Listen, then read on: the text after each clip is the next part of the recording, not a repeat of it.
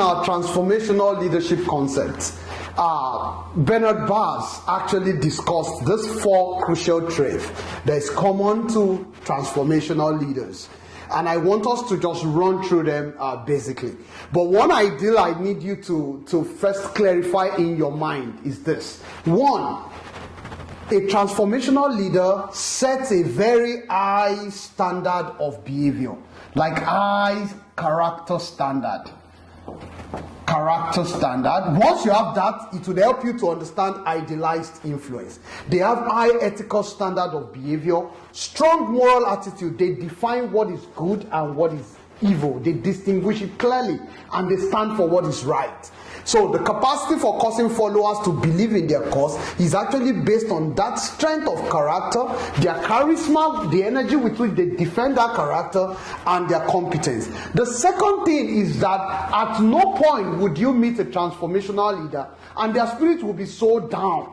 They try to be internally motivated. So they are inspired about the vision. They are always talking optimistically. And that's with applied optimism, with wisdom mixed with hope. So with that, you will meet them. They are very strong. They set very high and audacious goal. And they are really, really inspired and internally motivated. And they communicate this conviction with precision, powerful words, clear understanding, and in an engaging way.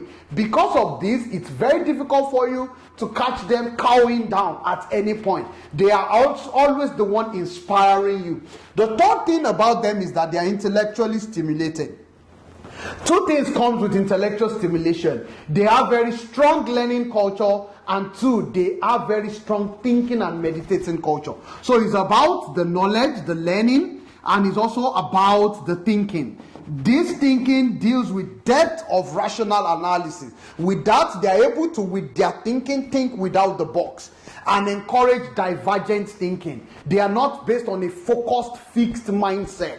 It's an open mindset that is open to growth, open to understanding. And because of their intellectual stimulation, those leaders are described as being brave, daring, continuously learning, deeply intelligent, and they support creativity in the long run. Now, the fourth one, which is very, very strongly linked with compassion. The one linked with compassion is because they have active listening skills. This is the one that adds the features of servant leadership into transformational leadership. Because with this, they are known to have open door policy. They are empathetic. They serve as mentors. They have this open communication ideal, and then they are genuine leader that serves both the immediate and the long-term needs of people. I need to pause you at this point to please understand. There are some leaders whose goal is only to serve your immediate needs. They will help you run through troubles, but they are not given to your genuine change. Those who are able to help you out of trouble now, but their focus is on how you become transformed. Those are the kind of leaders you should follow and you should believe are transformational. So with that, I'll go to the next slide, which talks about people and the emotional issues that actually fight against transformation.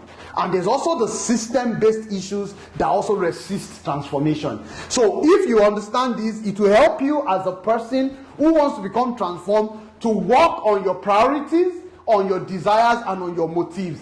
Your fears, your doubts, your anxieties in the process of pursuing transformation is crucial. And you must always reevaluate those things. What are the assumptions? What are the negative habits in my life? Do you spend too much? What are the negative habits which limit performance improvement? Do you take too much time before? Do you procrastinate too much time before you make decision? It's good to delay decision making in lean management, but you must understand that this is based on the fact that you're trying to get more data. But as much as possible, once you get clarity with data, then you need to move rapidly. The third thing is, you see, you are most likely going to live in a dominant culture that wants you to fit to the norm, that wants you to be loyal to the mode. Anything that makes you speak out of a culture and think out of the context, you may even be regarded as a rebel. There is a space in innovation for creative rebellion, which is good and which is in order. But to have this kind of negative rebellion when you want to tear down a system is the one that is evil. So you must actually think out of the box, but you don't break a system, you don't destroy the system. The fact that you're already thinking beyond that system does not mean the best that would happen is leave the system over time.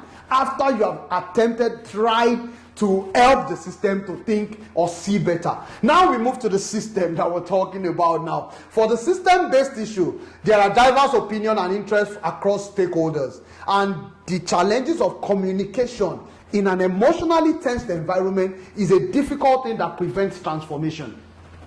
There is nothing you say that will not be termed negatively.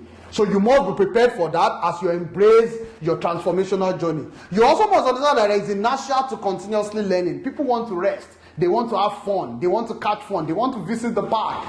They want to go on holidays and not even read. All these are realities that will challenge the process of your transformation. Other things are you need to find a clear balance between what are the causalities and what are the associated factors that can lead to transformation. Interdependencies, what are the things that you need to work upon or that are dependent on each or one another. Adaptation to rapidly changing world order and the dynamics of time. If you're not careful, the transformation you're defining, even in some world, there could be a technological disruption that would go ahead of you. So if you're not scanning your environment properly, you might even be living in a world that people have lived yesterday. And that's a challenge to transformation. The final one on the system is the demand for the achievement of big outcomes in good and bad seasons. Both good and bad seasons depend on leaders and forces leaders to deliver results. Stakeholders don't want to know that the market is bad. They need you to generate massive results even in bad seasons. Because of that, it makes it more complex for you to build to last. Because what the shareholders want is their return on investment today. They have forgotten that you can reinvest today to build a stronger structure that can generate more results tomorrow. So these are crucial things that you need to pay attention to. With these few points of mine, I hope I've been able to tell you that the game of transforming the impossible is actually looking like impossible itself, but it is doable. You won't win some battles, you may lose some battles, but ultimately you can win the war.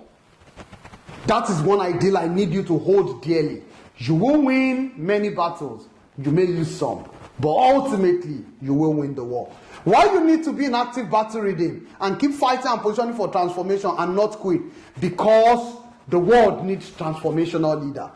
Why there's a dear need to read this book and take on this course?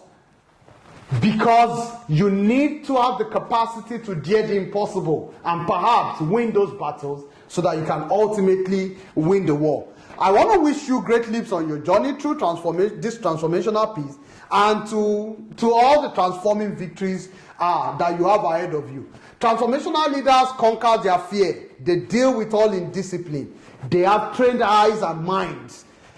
Transformational leaders are genuine leaders who are truly adaptive, resilient.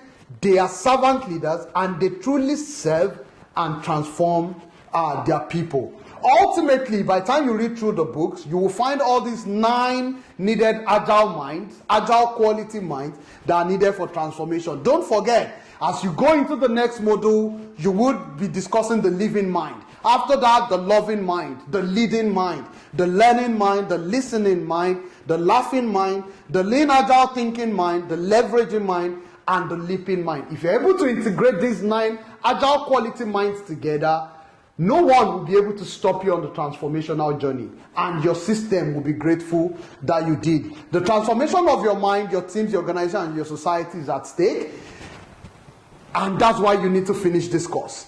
Of course, with this course, we will award you when you finish with a diploma in transformational leadership and Intra and Entrepreneurial excellence. We would also be putting your name in the Valdymas Intelligence Hall of Fame. Thank you so much for joining me. See you in Module 1.